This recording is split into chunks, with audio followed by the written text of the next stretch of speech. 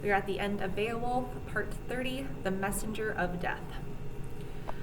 So Wiglaf is telling someone to send news, so Wiglaf's not the one being the announcer. Then he charged that the battle be announced at the hedge, up o'er the cliff edge, where the arrow troopers bided. The whole of the morning, mood wretched sat them, bearers of battle shields, both things expecting, the end of his lifetime, and the coming again of the liege lord beloved.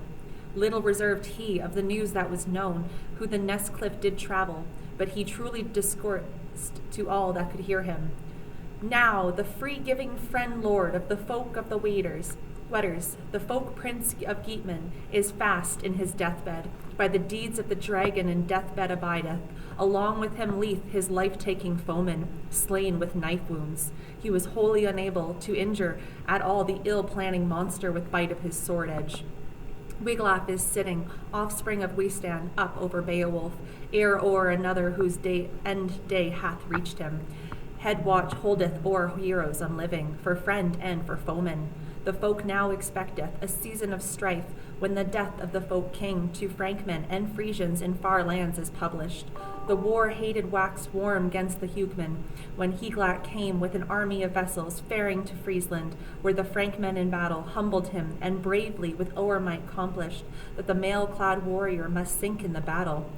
Fell mid his folk troop, no fret gems presented, the atheling to earlmen, was denied us Mirwing's mercy.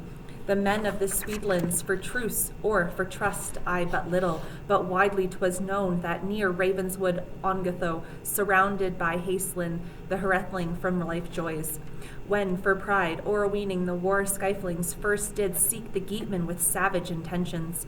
Early did Othier's age-laden father, old and terrible, give blow and requital, killing the sea king, the queen mother rescued, the old one his consort deprived of her gold, Onella's mother and Othier's also, and then followed the feud nursing foemen till hardly, reaved of their ruler, they Ravenswood encountered.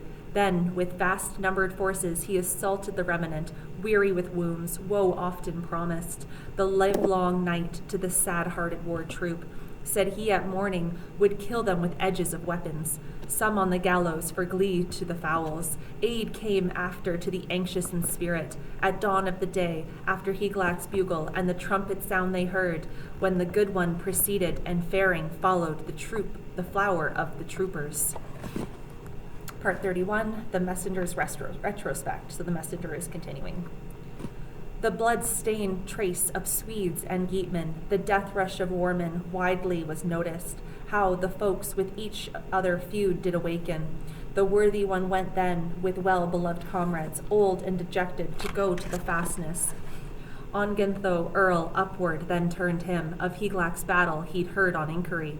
The exultant one's prowess despaired of resistance, with arrows of the ocean to be able to struggle against sea-going sailors to save the hoard treasure. His wife and his children he fled after thenceward, old neath the earth wall. Then was offered pursuance to the braves of the Swedemen, the banner to Hygelac. They fared then forth o'er the field of protection, when the Herethling heroes hedgeward had thronged them. Then with edges of iron was Ongatho driven, the gray-haired to tarry, that the troop ruler had to suffer the power solely of Eofor. Wolf then wildly with weapon assaulted him, warned his son that for sween of the edges the blood from his body burst out in currents forth neath his hair. He feared not, however, gray-headed skyfling, but speedily quitted the wasting wound stroke with worse exchange. When the king of the Thane troop thither did turn him, the wise-mooded son of Wandred was powerless to give a return blow to the age-hoary man, but his head-shielding helmet first hewed he to pieces, that flecked with gore Perophens did totter, fell to the earth, not fey he was yet then, but did he spring through an edge wound had reached him. Then Hygelac's vessel, valiant and dauntless, when his brother lay dead, made his broad-bladed weapon, giant's sword ancient, defense of the giants, bound o'er the shield wall, the folk prince succumbed then, shepherd of people, was pierced to the vitals. There were many attendants who bound up his kinsman, carried him quickly when occasion was granted, that the place of the slain they were suffered to manage. This pending, one hero plundered the other, his armor of iron from Onaglatho ravished. his hard sword hilted and helmet together, the old one's equipments he carried to Hejla. He, the jewels received, and rewards mid the troopers graciously promised, and so did accomplish. The king of the leaders requited the war rush. Harethal's descendant, when home he repaired him, to Eolfar and Wulf with wide lavish treasures, to each of them granted 100,000 in lands and rings wrought of wire. None upon mid-earth needed to twit him with the gifts he gave them when glory they conquered, and to Eolfar then he gave his one only daughter, the honor of home, as earnest of favor. That's the feud and hatred, as ween I 'twill happen. The anger of earthmen, that earls of Swedemen will visit on us when they hear that our leader lifeless is lying. He who long time protected his horde and kingdom gainst hating assailers, who on the fall of heroes defended of yore the deed mighty Skaldings, did for the troops what best did avail them, and further moreover hero deeds accomplished. Now is haste most fitting, that the Lord of Liegemen we look upon yonder, and that one carry on journey to Deathpire, who ring presents gave us. Not aught of it all shall melt with the brave one. There's mass of bright jewels, gold beyond measure, gruesomely purchased, and ending it all ornament rings too, bought with his own life. These fire shall devour, flame shall cover. No earlman shall wear a jewel memento, nor beautiful virgin have on her neck rings to adorn her. But wretched in spirit, bereaved of gold gems, she shall oft with others be exiled and banished, since the leader of liegemen hath laughter forsaken, mirth and merriment. Hence, many a war spear cold from the morning shall be clutched in the fingers, heaved in the hand. No heart music's sound shall waken the warriors, but the wan-coated raven fain over fey ones freely shall gabble, shall say to the eagle how he sped in the eating, when the wolf, his companion, he plundered the slain. So the high-minded hero was rehearsing these stories, loathsome to hear. He lied as to few of weirds and of words. All the war troop arose then, neath the eagle cape sadly betook them, weeping and woeful, the wonder to look at. So the warriors are all going sadly to look at Beowulf's lifeless body. They saw on the sand then, soulless a lying, his slaughter bed holding him who rings had given them in days that were done. Then the death-bringing moment was come to the good one, that the king, very warlike, wielder of wetters, with wonder death perished. First, they beheld there a creature more wondrous, the worm in the field, in front of them lying, the foeman before them, the fire-spewing dragon. So they see the dead dragon. Ghostly and grisly guest in his terrors, was scorched in the fire. As he lay there, he measured 50 feet, came forth in the night time to rejoice in the air, thereafter departing to visit his den. He in death was then fastened. He would joy in no other earth-hollowed caverns. There stood round him beakers and vessels, dishes were lying, and dear-valued weapons, with iron rust eaten, as in earth's mighty bosom, 1,000 of winters there they had rested. That mighty bequeath then with magic was guarded, gold of the ancients, that earlman, not any, the ring-hall could touch, save ruling God only, sooth king of victories gave, whom he wished, he is earthfolk's protector, to open the treasure, e'en to such among mortals as seemed to him proper. So the hoard was under a magic spell, and God alone could give access to it. Part 32, Wiglaf's sad story, the hoard carried off. Then 'twas seen that the journey prospered him little, who wrongly within him had ornaments hidden, down neath the wall. The warden erst slaughtered some few of the folk troop, the feud then thereafter was hotly avenged. 'Tis a wonder where, when the strength-famous trooper has attained to the end of life days allotted, then no longer the man many remain with his kinsmen, where mead cups are flowing. So to Beowulf happened when the ward of the barrow assaults he sought for, himself had no knowledge how leaving this life was likely to happen. So to doomsday, famous folk leaders did down call it with curses, who accomplished it there, that man should be ever of ill deeds convicted, confined in foul places, fastened in hell bonds, published with plagues, who this place should e'er ravage. He cared not for gold, rather the wielder's favor preferred he first get sight of.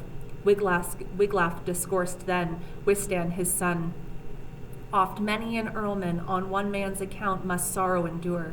As to what that hath happened, the liege lord beloved we could little prevail on. kingdom's keeper, counsel to follow, not to the guardian of the gold hoard, but let him lie where long he was, live in his dwelling till the end of the world. Met we a destiny hard to endure, the hoard has been looked at, been gained very grimly, too grievous the fate that the prince of the people pricked to come hither.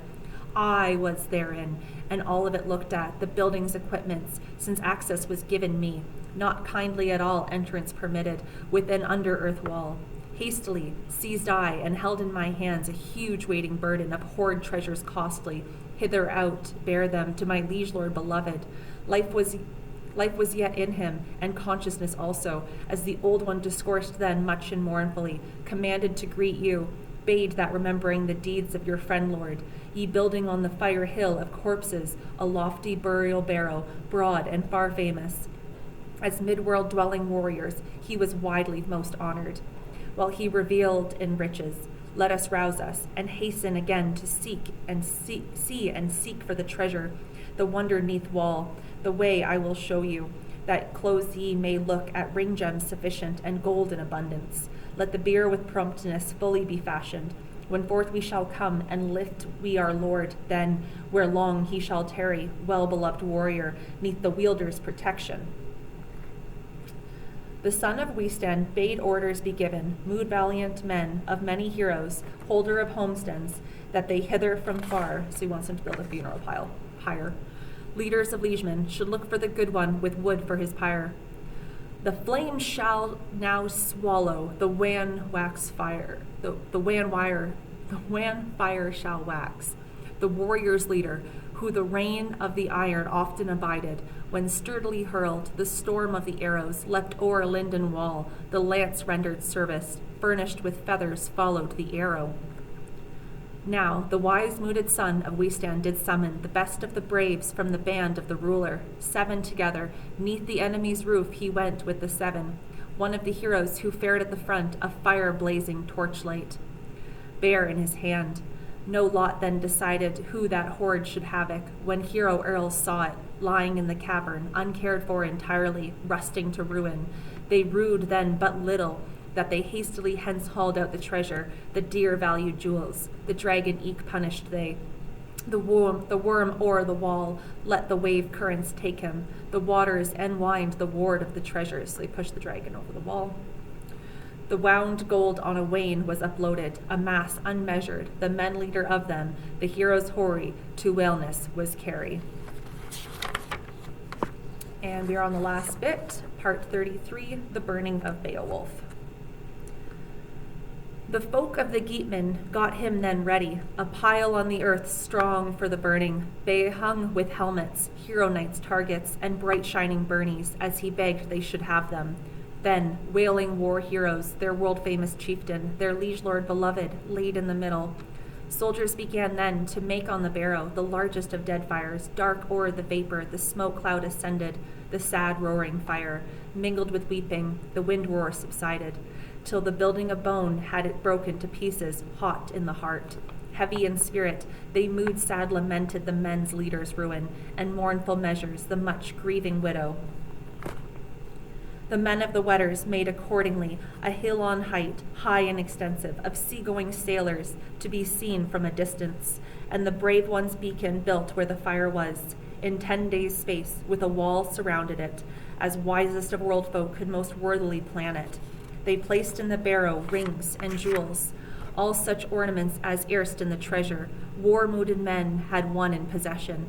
The earnings of earlmen to earth they entrusted, the gold to the dust, where yet it remaineth, as useless to mortals as in foregoing eras. Round the dead mound rode then the doughty in battle.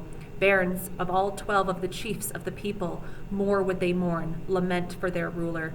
Speak in measure, mention him with pleasure, weighted his worth and his warlike achievements, mightily commended, as 'tis meet one praise his liege lord in words and love him in spirit. When forth from his body he fares to destruction, so lament in mourning the men of the Geats. Fond loving vassals, the fall of their lord, said he was kindest of kings under heaven, gentlest of men, most winning of manner, friendliest to folk troops, and fondest of honor. And there we have it. Got through all of Beowulf.